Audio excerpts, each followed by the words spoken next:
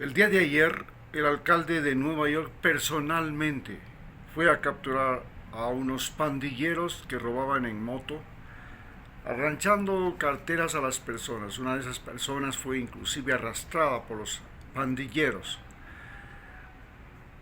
Los capturaron, ahora los van a procesar. Eran migrantes. Estos mal paridos por su patria, porque existen latinoamericanos bien paridos por su patria, que trabajan, estudian, viven sin hacerle daño ni a la naturaleza, ni a otras personas, ni a sí mismo. Pero hay otros latinoamericanos que son el fruto de las crisis y las circunstancias terribles que han vivido en sus países.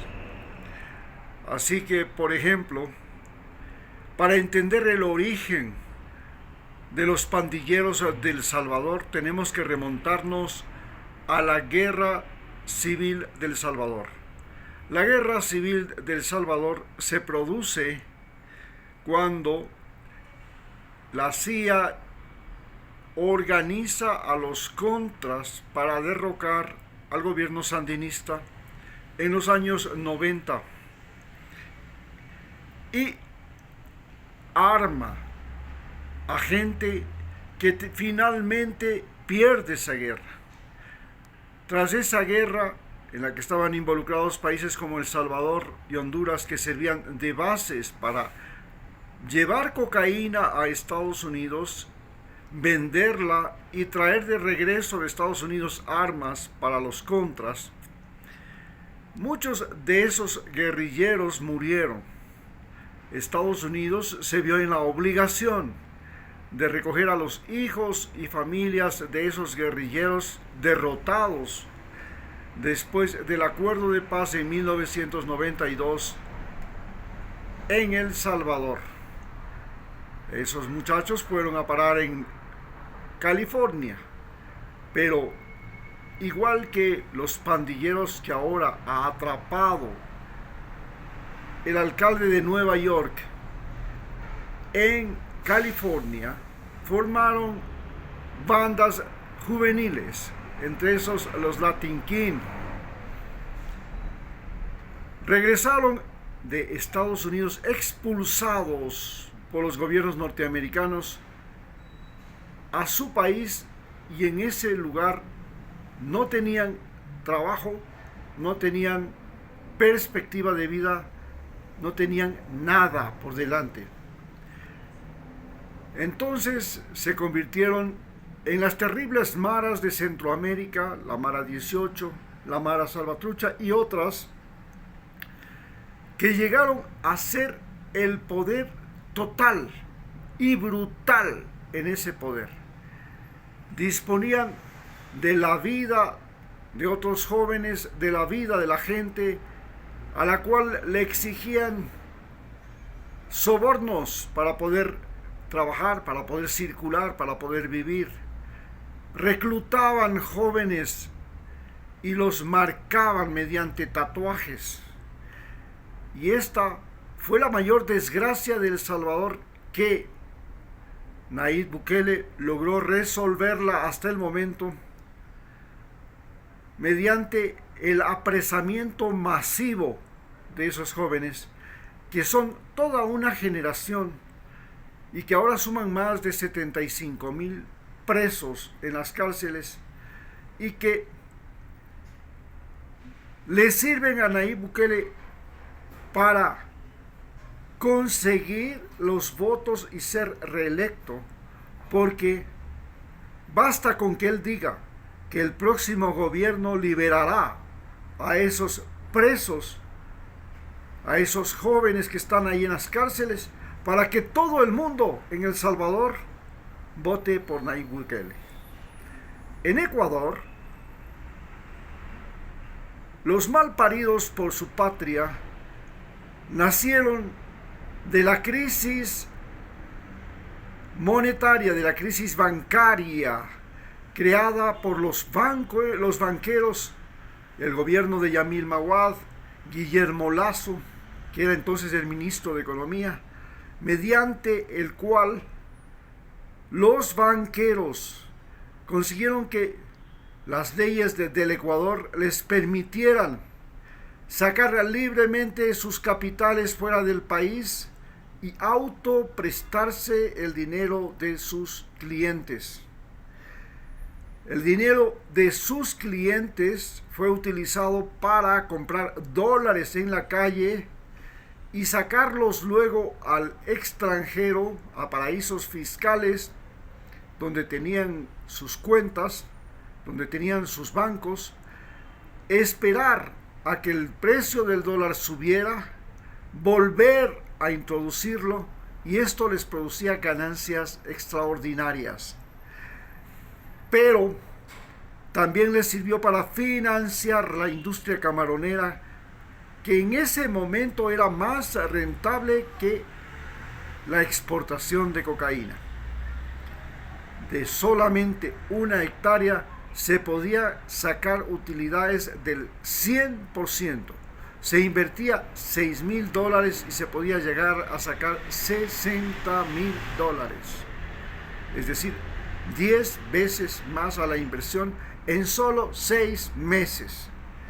Pero llegó la peste del camarón, la llamada peste mancha blanca, y la gente ya no quiso tener sucres porque el sucre se devaluaba demasiado rápido. Entonces todos los salarios, todos los ingresos económicos, las rentas, se convertían inmediatamente en dólares, y los dólares se vendían en la calle. Y los dólares provenían de 2 orígenes: el narcotráfico, que venía a lavar dólares aquí en Ecuador, y los banqueros, que volvían a reintroducir los dólares. Cuando el gobierno quería detener esa creciente precio del dólar, esa devaluación del sucre, y ponía dólares en las calles, los banqueros compraban esos dólares, los sacaban fuera del país, y así mantenían esta inflación imparable, inclusive ofreciendo a los cuentaahorristas intereses que superaban el 100%, de tal manera que muchos vendieron sus propiedades, inclusive sus cargos públicos, para que con ese dinero colocado en los bancos recibir rentas que eran mejor que tener un salario. Pero era espuma sobre el mar, no tenía consistencia, y finalmente el país quebró. La gente ya no había más dólares. Entonces el gobierno de Yamil Maguad dolarizó la economía y pasamos a tener el dólar como moneda. Esto produjo una horrible ola migratoria. Las familias se fracturaron. Las mujeres por primera vez, solas o acompañadas, migraron fuera del país, la mayoría a Europa y España, porque ahí había el trabajo de cuidado de viejos, de servicios domésticos, el trabajo en la construcción para los hombres. En cambio, los hombres en su mayoría migraban, especialmente los indígenas, a los Estados Unidos, porque allá necesitaban trabajadores agrícolas, y los indígenas tenían experiencia como trabajadores agrícolas. Esto hizo que las familias de Ecuador se fracturaran, y durante una década, desde el año 2000 hasta el 2010, los niños crecieran en hogares disfuncionales, a cargo de abuelos, de tíos, de primos. Tíos que no tenían empacho en violar a las hijas, a las sobrinas, primos que no tenían empacho también en violar a las sobrinas, y todo eso creó el terrible problema, especialmente en la costa ecuatoriana y en los Andes, porque en los Andes estas familias disfuncionales luego encontraron el botín de las minas de oro en las provincias de Imbabura, de Cañar, de Cotopaxi, inclusive de Pichincha, y la minería ilegal en la Amazonía, en los ríos de la Amazonía, minería ilegal que hacía producir oro a los mineros, y ese oro era convertido, era pagado, era comprado por los narcos, que de esa manera podían eludir la persecución que se hacía del dólar narco, del narco dólar, que normalmente se invertía en infraestructura, en transporte, pero cuando se invertía en dólar, en oro, ya no tenían cómo seguirlo. Así fue como los narcos lograron convertirse en la pandilla de los lobos en la sierra, en tanto que en la costa los puertos, que en la gran crisis bancaria de Ecuador y la ola migratoria, servían las playas para llevar ecuatorianos en lanchas hasta Guatemala, en lanchas hasta México, ecuatorianos desesperados que querían escapar de este país. Venían de regreso con precursores químicos y llevaban también, junto con los migrantes ecuatorianos, cocaína. Así los puertos y playas de la costa ecuatoriana se convirtieron en el centro de circulación de la cocaína, y ahí aparecieron las pandillas, los carteles de los choneros en la parte de Manabí. En caso de Esmeralda, los tiguerones nacen de otra forma. Nacen porque Bush y el presidente Yamil Mawad, junto con el presidente, el coronel Lucio Gutiérrez, declaran la guerra al narcotráfico y nos incluyen en esa guerra. Y entonces el Ecuador servía de yunque y el ejército colombiano de martillo para eliminar a las FARC y a las Autodefensas Unidas de Colombia, que libraban una guerra campal en la frontera de Ecuador con Colombia. Entonces los guerrilleros mandaban a sus familias a Ecuador, al norte, a la provincia de Escarcha, a la provincia de Imbabura, a la provincia de Esmeraldas, porque tenían el riesgo de perderlas, porque los de las Autodefensas Unidas de Colombia lo que hacían era matar a las familias de los guerrilleros. Entonces los niños que nacieron en la frontera norte eran niños migrantes colombianos de familias disfuncionales colombianas que llegaron a Ecuador y se convirtieron en las pandillas de los tiguerones, de los gángsters, esos grupos que ahora tratan de dominar el territorio de Esmeraldas, la provincia del Carchi y la provincia de Sucumbíos, la que están en la frontera norte. En el caso de Guayaquil, la gran exportación bananera dio el paso y la llegada de los albaneses a Guayaquil, que trajeron los contactos para poder introducir la guerra a Europa, la cocaína a Europa, fue la que inspiró la creación de los carteles como los Chone Killers y otros que están en Guayaquil.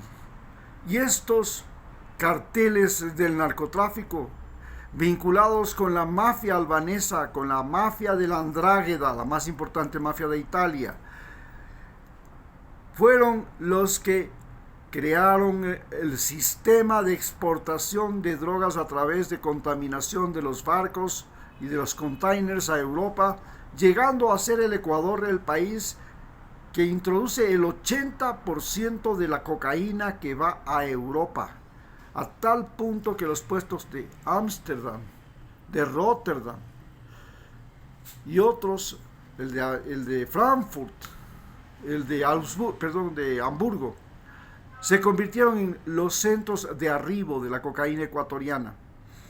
En barcos, especialmente los barcos bananeros, porque el Ecuador es desde hace años el primer exportador mundial de banano. Así fue como nacieron las pandillas de la crisis financiera, de la gran ola migratoria, de la primera gran ola migratoria. En este momento estamos viviendo la segunda gran ola migratoria.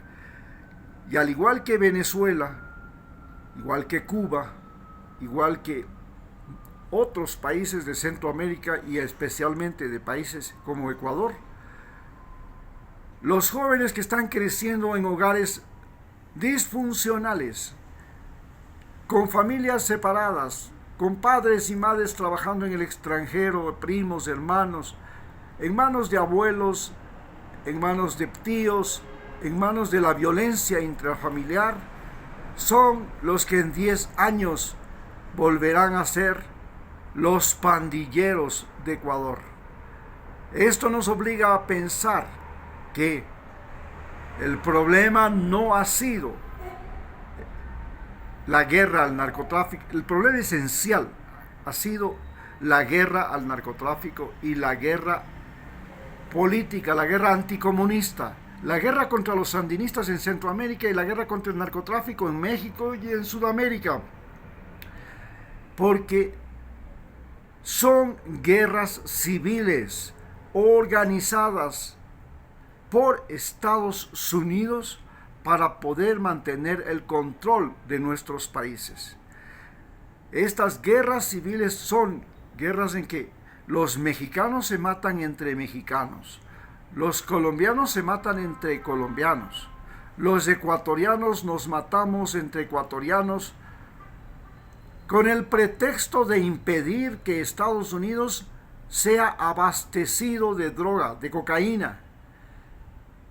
Y este problema se resuelve fácilmente legalizando la cocaína en Estados Unidos, porque en este momento la cocaína es la droga que menos mata y por eso es la droga que tiene más demanda en el mundo y tiene un precio más elevado. Mientras que el fentanilo, que es la droga que la inventó Estados Unidos, la producía China, la produce México y es la droga que más personas mata. En este momento el fentanilo, que acá se conoce como droga H, la heroína, es la droga de los jóvenes en el Ecuador, porque la cocaína es la droga que se exporta. El fentanilo, la droga, la H, es más barata y por tanto le sustituye